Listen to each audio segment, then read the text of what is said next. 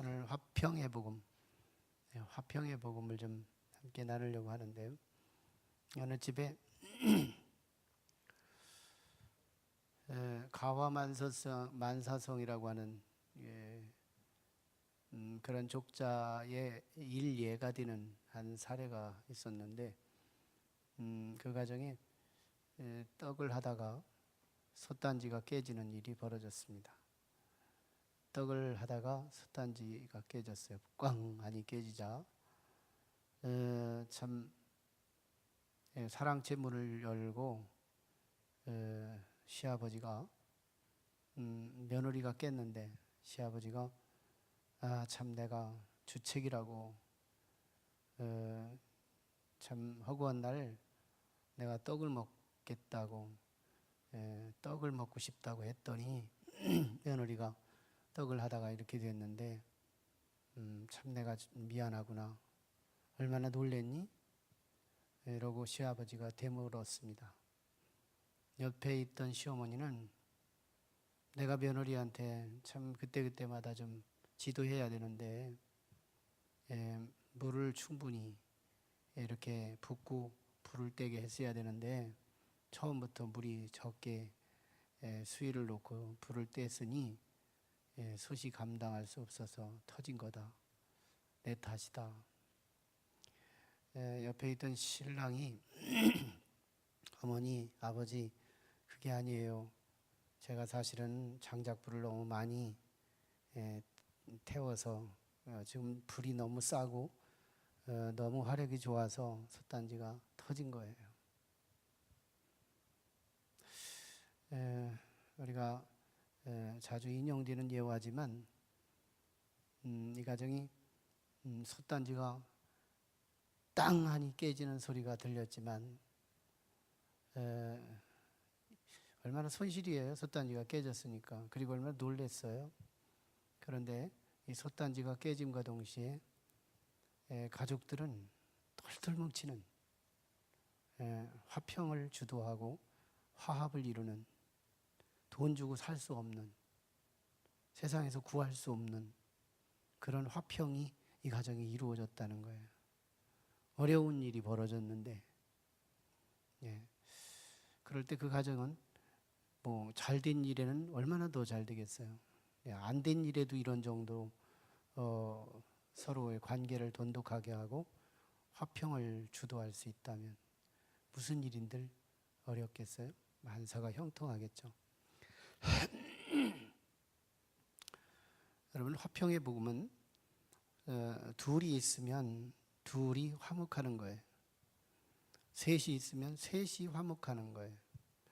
넷이 있는데 셋은 화목하고 하나는 화목이 깨지면 화평의 복음이 아닌 거예요. 천국에 가면 분명히 어느 한 코너는 지옥 같고 어느 한 코너는 배고프고 어느 한 코너는 배 부르고 사랑이 한쪽으로 몰려있고 그런 나라가 아니라는 거예요. 10명이면 10명 다 서로 화합하고 서로 사랑하고 서로 평화를 누리는 그런 나라가 천국이라는 거예요. 그래서 화평에 복음이라는 단어가 쓰여지게 됩니다. 화평의 복음. 사실은 이것은 어떤 복음의 부차적인 주제가 아니라 복음의 본차적인 주제일 수 있는 거예요. 화평의 복음. 이 진정으로 우리가 창조적인 생각들은 가장 평화로울 때, 가장 파장이 베타 파장, 뭐 이런 파장이 가장 평온할 때, 그럴 때 우리가 그 창조적인 뇌 활동이 가능해진대요. 뭐 감마 파장이라든지 알파 파장이라든지 너무 낮든지 너무 막 고파가 되면 우리의 뇌가 부어오르든지 축소되든지 그러면 이 뇌 활동이 온전하게 가장 최적화되지 못한다는 그런 거예요. 희한하네.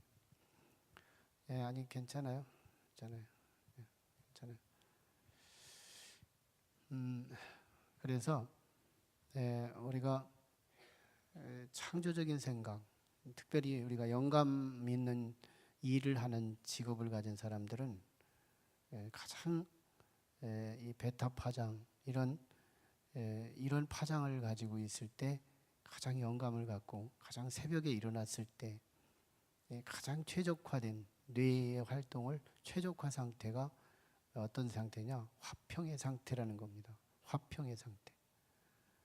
화평하거든 뭐든지 하라. 불화하거든 뭐든지 멈춰라. 어떤 가정은 부부싸움하면 결단해요.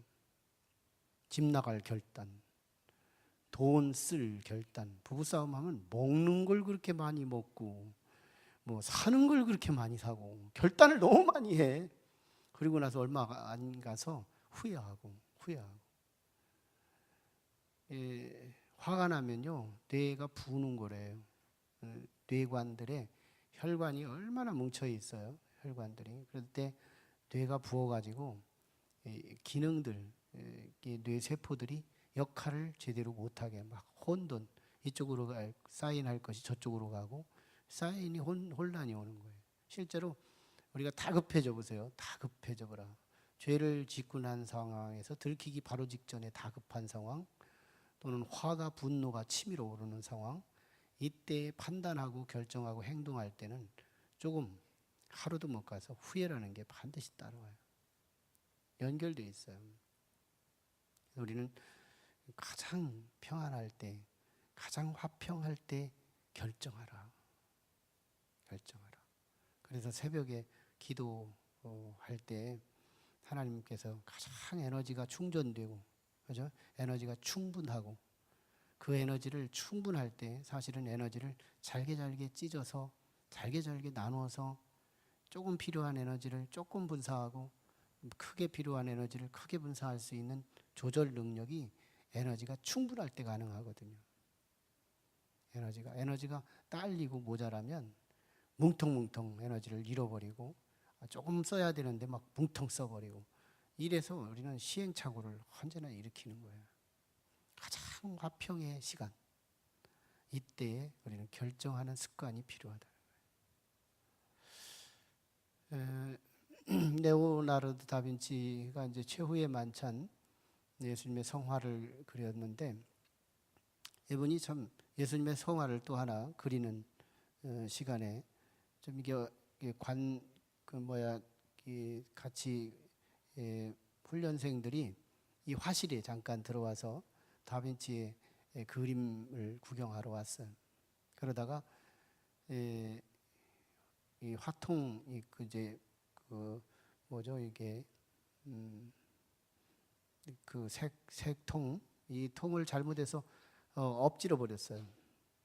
실제로 있었던 일화니까요.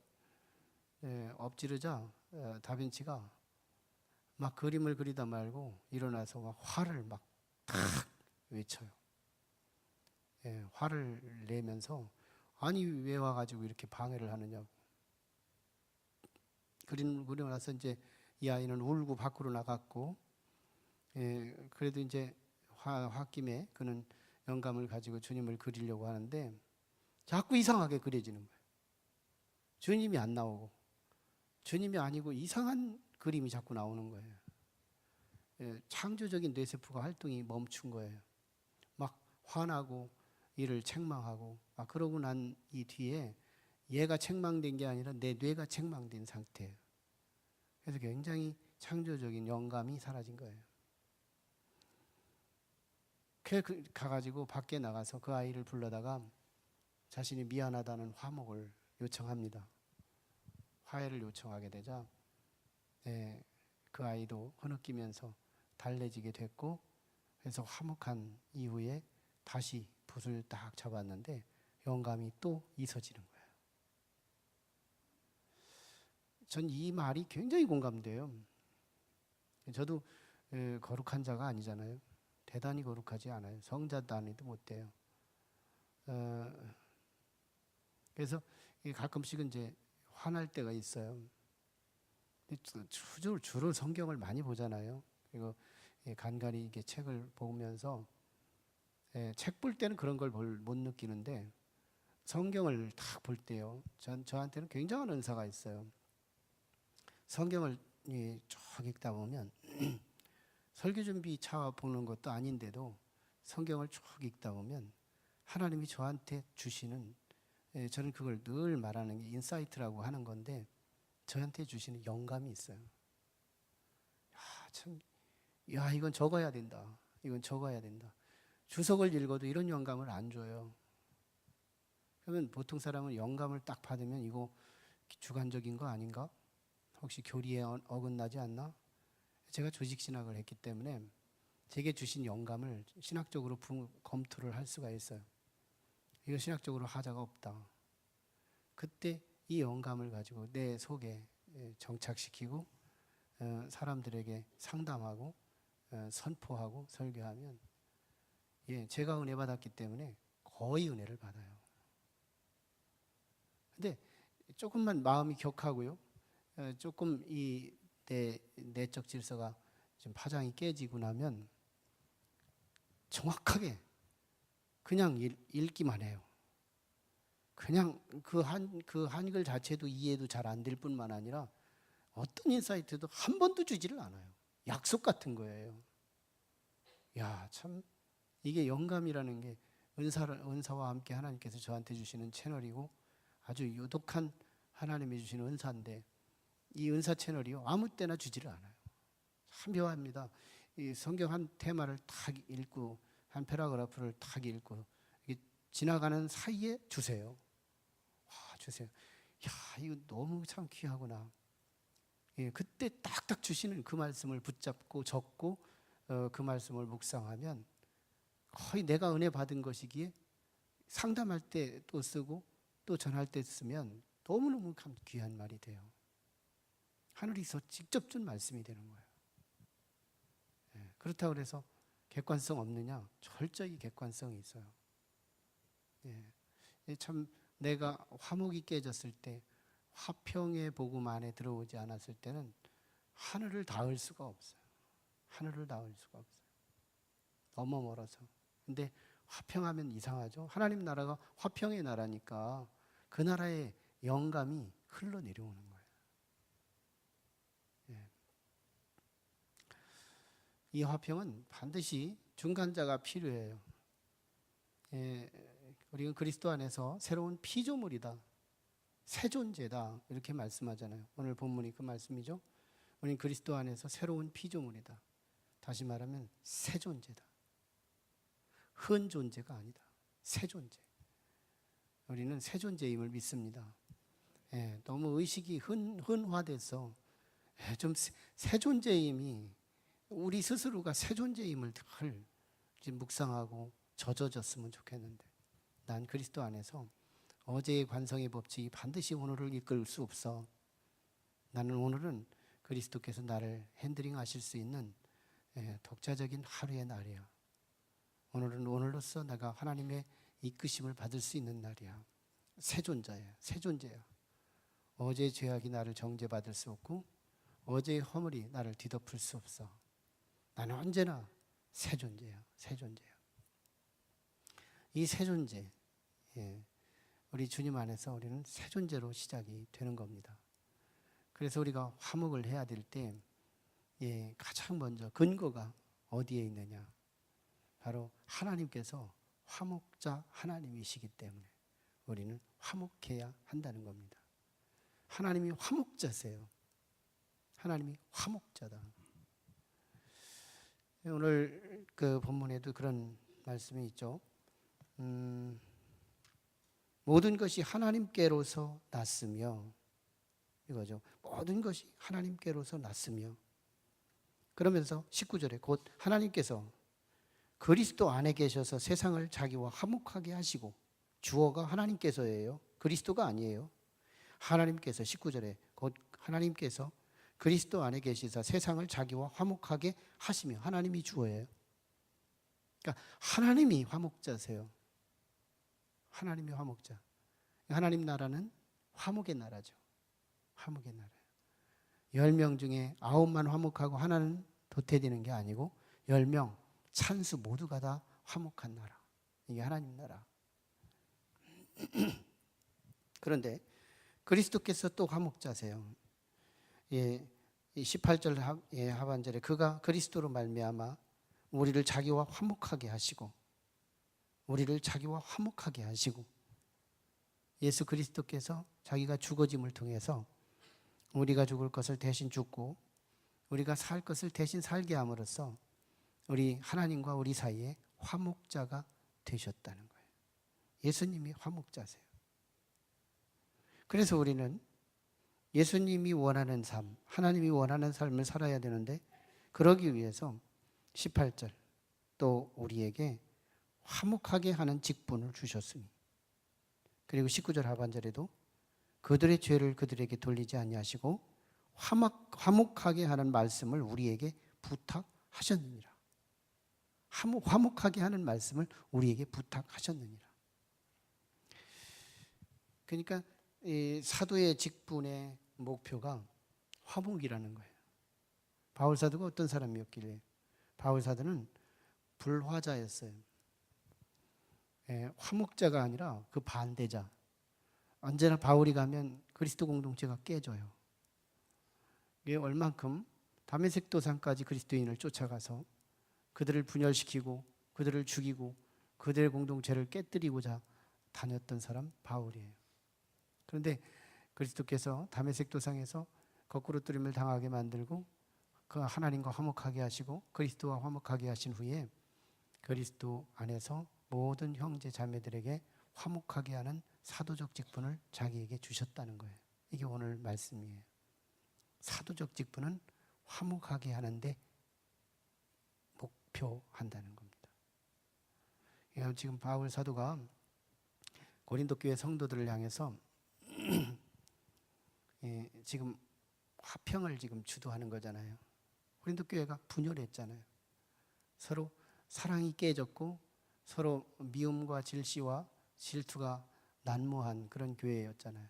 그래서 어떻게든지 이 교회를 하나 되게 하기 위해 지금 사도의 자기를 변호하면서 이 사람이 나의 증인이야, 이 사람이 나의 사도성 증인이야, 이런 아주 구차한 형식적인 증거들을 제시하지 않고 실력으로 나는 내 직분이 화목해 하는 직분을 갖고 있어.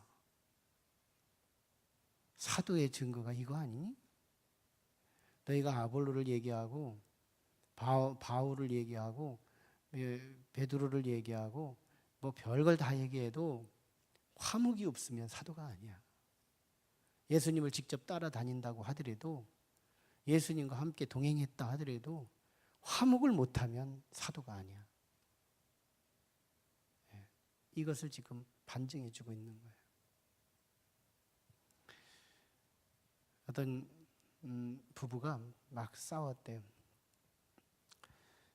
부부가 싸워서 이제 마지막에, 요즘은 뭐 마지막에 노년 이혼이 많다잖아요.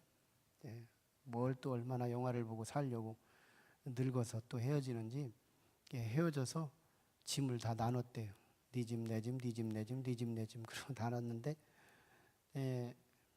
마지막 하나가 누구 것인지 지금 정해지지가 않았어요. 근데 얼마 전에 죽은 자기 아들의 일기장이었어요. 그래서 서로 그 일기장은 내가 갖겠다 막 싸우는 거예요. 그러다가 서로 누가 소유하기 전에 한번 읽어보자 하고서 일기장을 딱 폈는데 엄마, 아빠 싸우지 마세요. 이 말이 나오는 거예요. 우연인 것 같지만 정말 그럴 때가 있잖아요. 우연스러운 필연, 그럴 때가 있잖아요. 그래서 이 양반들이 이삿짐을 내려놓은 거래요. 중요한 희생적 역할자가 있어요. 희생의 역할자. 어떤 나라가 저 나라와 이 나라가 싸움이 있는데 한 사신을 보내요. 사신을 딱 보내서 싸우는 거 좋아하는 사람 없을 테니 한번 네가 지혜가 있으니까 한번 사신으로 보내겠다 하고 딱 보냈는데, 갔다 오더니 전쟁을 안 하겠다고 통지서를 받아왔어요. 그래서 저 왕이 한번 물었어요. 야 도대체 너 무슨 말을 했길래 저 나라가 이 교만한 나라가 이 우리나라를 안 쳐들어온다고 하대. 사실 이 얘기를 하는 거예요. 사실은요, 제가 저 나라에 가서 왕의 나라는 보름달이고 왕이 지금 저 나라 치겠다고 하는 저 나라는 초생달인데, 아니 뭘 그렇게 보름달이 초생달하고 싸우려고 하십니까? 싸우나 마나 당신 이기지. 그 왕이 듣고 보니까 자존감이 막 쫙 살아나는 거예요. 야, 이렇게 이런 사신도 있나, 이거 자존심 다 내려놓고 자기를 보름달이라고 하고 자기네 나라 왕은 초생달이고 이러가면서 막 자존심도 없나? 그런 정도로 뭐 꼬랑지를 내린다면 안 쳐들어가겠다. 그래서 증거서를 탁 주고 보냈어요. 왕한테 그 얘기를 쭉 한 거예요. 왕이 듣고 보니까 이거 괘씸 맞은 거예요. 아니 나는 초생딸이고 저 나라는 보름달이라니. 그래서 이 왕이 이놈을 막 혼내려고 할 때, 왕이시여 한번 좀 다시 생각해 보세요. 저 나라가 지금 보름달이라는 저 말은 얼마 있다 망하기 시작한다는 말이에요. 왕께서는 초생딸이니 내일은 조금 더 커질걸요? 모레 더 커질걸요? 내년에는 더 충천에 큰 달이 될걸요? 떠오르는 태양 같은 나라입니다. 저쪽에 가서 저 사람을 기쁘게 하고 오더니 이쪽에 와서 기쁘게 한 거예요. 그래서 두 나라가 수많은 살생을 할 수 있는 전쟁을 막았다는 거예요. 이게 하나님의 역할자, 하나님의 자리였고, 이게 그리스도의 자리였고, 이게 오늘 본문에 나타난 바울의 자리였고, 또 오늘 그리스도 안에서 주어진 목사의 직분, 그리고 장로의 직분, 또 우리 권사의 직분, 집사의 직분, 성도의 직분, 공통 직분은 화목의 직분임을 믿습니다. 그런데 화목의 복음에서 한 가지 조심해야 할 게 있어요. 화목의 복음에서 한 가지 조심해야 될 것은 누구나 모든 사람과 화목하라, 절대 아니에요. 바울도 그런 거고 어떤 성경에도 누구나 모든 사람과 화목하라 하지 않습니다. 이게 화목의 복음의 예외성인 거예요. 어떤 공식, 수학적 공식이나 이런 부분들 보면 굉장히 다 공식화돼서 다 적용할 수 있는데, 어떤 부분은 공식에 예외되는 것들이 있어요. 그런 것처럼 우리 화평의 복음도 공식에 예외되는 조항이 있어요. 어떤 사람이요, 하나님이 미워하는 사람이 있어요. 절대로 하나님이 미워하는 사람은 그와 화평하면 재앙을 입어요. 재앙을 입어요. 역대하 19장 2절에 보면 남쪽 유다 왕인 여호사밧 왕이 북이스라엘의 아합 왕, 악명 높은 왕이죠. 그는 하나님을 알아요. 하나님을 섬겼던 사람이고요. 하나님을 잘 알고 하나님의 백성이었고, 그런데 그가 타락하면서 외국의 이방 여자와 함께 결혼하고, 그러면서 우상, 아세라 목상, 그리고 바알 신상, 몰록 신상, 온갖 우상 정도를 다 흡수하고 야훼 하나님만 도외시키는, 그런 알면서 하나님의 나라를 회방시키는 사람, 아합 왕이었어요. 아합 왕의 그 나라를 가서 군사를 지원하고, 여호사밧 왕이 군사를 지원하고 북쪽에 올라갔다 내려온 거예요. 내려오자마자 예후 선지자를 만납니다. 예후 선지자를 만나자 선지자가 왕을 만나자마자 큰 소리를 치는 거예요. 왕이시여, 도대체 하나님이 미워하는 사람을 당신이 사랑하고 온다면 당신은 정말 옳은 것이 맞습니까? 하나님께서 당신을 진노하실 겁니다. 이런 얘기를 하는 거예요. 아이, 북이스라엘이 형제 국가인데 내가 도운 것이 뭐 잘못됐나? 화평하기 위해 간 건데. 화평하려고 했다가요, 된통 혼난 사건이 역대하 19장 2절의 기사예요. 여러분, 왜 하나님이 미워하는 사람이 생기냐? 절대로 안 믿는 사람은 절대 하나님이 미워하는 사람들이 아니에요. 안 믿는 사람들은 하나님이 미워하지 않아요. 하나님이 그들은 아직 회개하기도 전에 하나님은 그들을 사랑하고 그들을 기다리고, 탕자의 집에 둘째 아들을 기다리는 것처럼 하나님은 그 안 믿는 자들을 그렇게 사랑하세요. 이미 자기 아들을 죽여놓고 이미 자기의 모든 죄인들을 용서해놓고 기다리시는 분이 하나님이세요. 그 정도로 하나님이 세상 사람을 사랑하세요. 그런데도 하나님이 미워하는 사람이 있어요.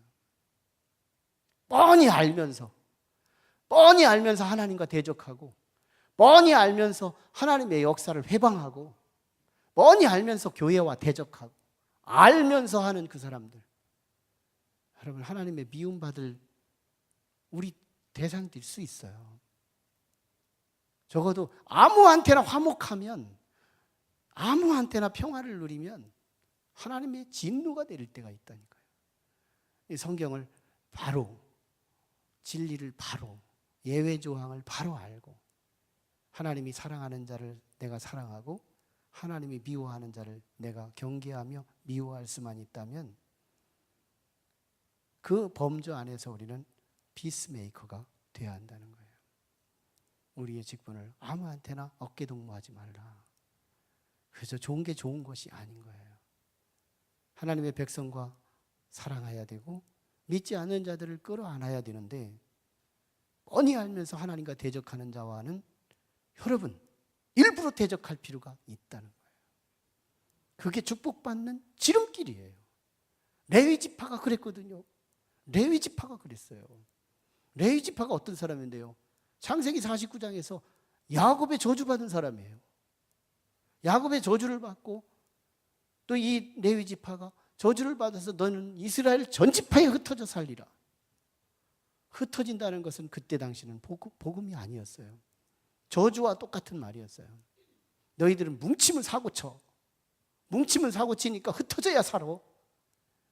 각각 흩어져서 살아야 외롭지만 그래야 니들은 사람 노릇해.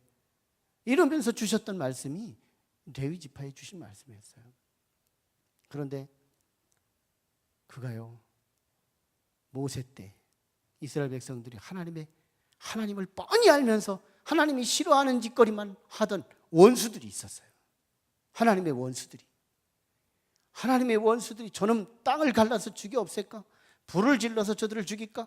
이러고 막 하나님께서 막 감정이 격해 있는 이 시점에 하나님이 지금 화났는데 백성들이 고요해요. 하나님이 지금 화가 났는데 백성들이 고요해. 참 이 고요한 게 하나님이 속상한 거예요. 왜 저렇게 고요하지? 그런데 그 중에 12지파 중에서 레위 지파가 하나님의 진노로 자신의 감정을 일으키고 하나님의 분노로 자신의 칼을 차요. 그리고 가서 그의 하나님의 대적들을 가서 무참하게 찔러 죽여요. 사람 죽이고 출세한 사람들이 레위 지파예요. 사람 죽이고 그 엄청난 하나님의 원수들을 칼로 쳐서 죽이고 목을 쳐서 죽이고, 그리고 나서 하나님이 축복하신 지파가 레위 지파예요. 정확한 정보예요. 참 이상하죠. 하나님의 대적과 내가 불화하고 하나님의 사랑하는 백성과 내가 화목하는 거, 이게 그리스도 안에서 주어질 화목의 직분의 카테고리예요. 범주예요. 우리는 아무한테나 화목하면 된다는 거, 화목 잘못했다가 망하는 것이 있고요, 화목 잘해서 하나님께서 놀라운 풍성한 축복을 내게 허락하실 수 있다는 거. 아무거나가 아니에요. 아무거나가 아니다. 진리는 참 조심해야 할 부분이에요. 우리가 화목은 너무너무 중요해요. 그리스도 안에서 새 존재가 돼서 언제나 이 사람과 저 사람 사이에 희생적 노력을 통하여 하나 되게 만드는 것이 우리의 직분이지만, 그러나 예외 조항 속에서 하나님이 싫어하는 것이 누굴까? 알면서 똥 싸는 사람은 맞아야 되는 거거든요. 몰라서 똥 싸는 사람들은 안 믿는 자들인데 그들은 하나님의 긍휼의 대상이 돼요. 그런데 알면서 대적하고 알면서 성령에 회방하고 하나님과 관계된 것들을 대적하고 방해한다면 하나님의 진노가 될 때, 그를 심판할 때 같이 화목자들이 함께 심판을 당할 수 있어요. 여호사밧 왕이요, 참 잘하다가 그때 무너져요. 그때 무너져요. 여호사밧 왕 당시에 이 전성기가 다윗 시대를 버금갈 만큼 잘 나가는 시대였어요. 근데 그때 하나님의 원수와 사랑하다가 그때 예후 선지자로부터 징계를 받고 책망을 받고 얼마나 지금까지 쌓아놓은 공든탑이 와그로 무너지는 역사가 일어나는지, 이거 참 이 화평의 복음의 예외 조항, 그걸 염두하고 우리는 언제나 하나님이 사랑하는 자인가? 하나님께서 저 사람 사랑할까? 한번 보세요. 여기 내가 볼 땐 하나님이 미워하는 사람 아무도 없는 것 같아요. 예, 하나님이 사랑하는 자들은 내 식구처럼 그들을 사랑하고 긍휼히 여기고 화목하고 사랑하고, 여러분 그러면 하나님의 복이 우리에게 흘러요. 하나님이 정말 미워하는 사람 있어요. 하나님 뻔히 알면서 하나님 나라를 해방하고 대적하고 하나님과 관계된 그것들을 무시하고 정말 얼마나 하나님의 진노의 대상이 되는지, 여기에는 내 사랑이 흐르면 안 되는 거예요. 하나님이 미워하는 자를 사랑하는 것이 옳으니까? 예후 선지자의 경고의 말씀이었어요. 기도하겠습니다. 우리 같이 기도할 때 하나님, 화평의 복음입니다. 오늘 우리는 우리의 직분이 교회를 하나 되게 화평하게 하는 일이 우리의 직분이라는 사실을 기억하고, 내가 주 안에서 새 존재라면, 새로운 피조물이라면 오늘 나는 화목자가 되어야 합니다. 하나님이 화목자이기 때문에, 그리스도께서 화목자이기 때문에, 그래서 우리는 또한 화목자의 역할을 해야 하죠. 그러나 아무한테나 화목하는 것은 절대 아닙니다. 우리는 하나님과 하나님의 사랑이 흐르는 자와 언제나 화목해야 할진데, 하나님의 사랑이 그쳐진 곳에는 우리는 불화하는 것이 축복입니다. 하나님이 미워하는 곳에 나도 미워하고 하나님이 사랑하는 곳에 나도 사랑하는 것, 이것이 신앙 생활이죠. 하나님 그 축복이 우리에게 분별력을 주시고 그 축복이 우리에게 흐르도록 역사해 주시옵소서. 우리 사모하며 말씀 붙들고 같이 부르짖고 기도하시고 우리 각자를 위해서 믿음으로 간절히 구합니다.